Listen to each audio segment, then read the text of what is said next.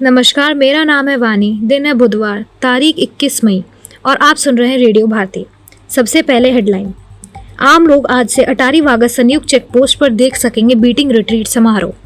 फलों को पकाने में गैर सावरिक रसायनों का अवैध इस्तेमाल करने पर होगी कार्रवाई। FSSAI ने दिए सख्त आदेश। प्रधानमंत्री नरेंद्र मोदी और जर्मनी के चांसलर फ्रेडरिक मेर्ज ने हर प्रकार के आतंकवाद से निपटने की प्रतिबद्धता दोहराई। अमेरिका के राष्ट्रपति डोनाल्ड ट्रंप ने अमेरिका के लिए 175 अरब डॉलर लागत के गोल्डन डोम मिसाइल रक्षा कवच कार्यक्रम की घोषणा की। देश के शेयर बाजारों के प्रमुख सूचकांकों में आज 1% से ज्यादा की गिरावट दर्ज की गई। गवर्नमेंट ई मार्केट प्लेस विश्व का सबसे बड़ा और सुगम जनसाधारण ई खरीद मंच सिद्ध हुआ। मुख्यमंत्री रेखा गुप्ता ने दिल्ली के तालकटोरा स्टेडियम में दिल्ली गेम्स 2025 का उद्घाटन किया। ISSF जूनियर विश्व कप में एड्रियन कर्माकर ने रजत पदक जीतकर भारत का पदक खाता खोला। अब खबरें विस्तार से। अटारी वाघा संयुक्त चेक पोस्ट पर आम लोग आज शाम से बीटिंग रिट्रीट समारोह देख सकेंगे। बीटिंग रिट्रीट कल फिर से शुरू की गई, लेकिन कल इसमें केवल मीडिया को बुलाया गया था। 2 अन्य सीमा चौकियां फिरोजपुर में हुसैनीवाला और फाजिलाका में सदकी पर भी आज से आम लोग बीटिंग रिट्रीट देख सकेंगे। भारत के ऑपरेशन सिंदूर के बाद 8 मई से सीमा चौकियों पर औपचारिक परेड रोक दी गई थी। भारत खाद्य सुरक्षा और मानक प्राधिकरण ने सभी राज्यों और केंद्र शासित प्रदेशों से फलों को पकाने में गैर स्वीकृत रसायनों का अवैध इस्तेमाल करने के लिए जांच बढ़ाने और विशेष कार्रवाई करने को कहा है। फलों पर सिंथेटिक रंग या मोम चढ़ाने के खिलाफ भी कदम उठाने को कहा गया है। सभी राज्यों और केंद्र शासित प्रदेशों के खाद्य सुरक्षा आयुक्तों और प्राधिकरण के क्षेत्रीय निदेशकों को फल बाजारों और मंडियों पर कड़ी निगरानी रखने का निर्देश दिया गया है। प्रधानमंत्री नरेंद्र मोदी ने कल जर्मनी के चांसलर फ्रेडरिक मेर्ज से क्षेत्रीय और वैश्विक घटनाक्रम पर बातचीत की। दोनों देशों ने आतंकवाद से मुकाबले में एकजुट रहने की प्रतिबद्धता व्यक्त की। विदेश मंत्रालय ने कहा कि टेलीफोन पर हुई बातचीत में दोनों नेताओं ने हर प्रकार के आतंकवाद से निपटने का संकल्प लिया।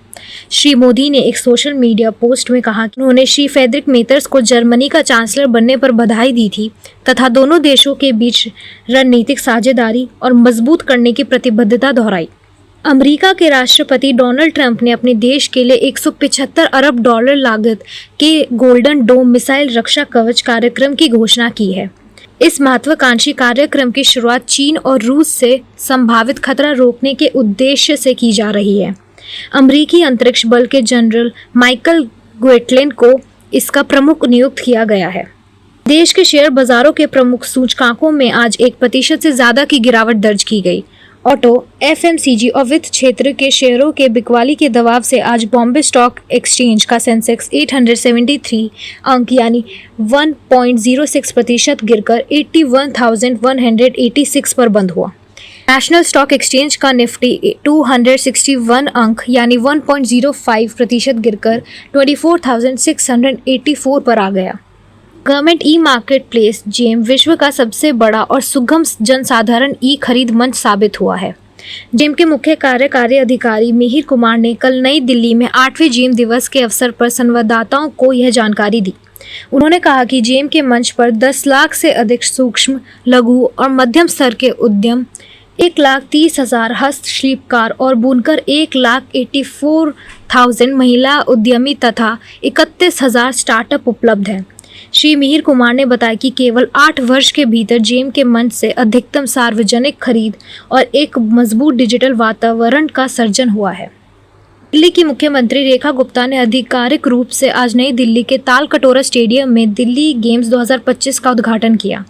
इस अवसर पर मुख्यमंत्री ने कहा कि दिल्ली गेम्स आगामी राष्ट्रीय, कॉमनवेल्थ और ओलंपिक स्तर की प्रतिस्पर्धाओं के लिए एथलीटों की पहचान करने और उन्हें निखारने में एक महत्वपूर्ण भूमिका निभाएगा।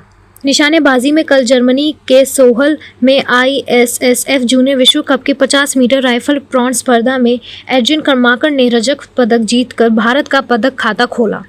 इस 20 वर्षीय खिलाड़ी ने 626.7 का स्कोर किया, जो स्वर्ण पदक जीतने वाले स्वीडन के जैस्पर जोहानस से सिर्फ 0.3 अंक कम है।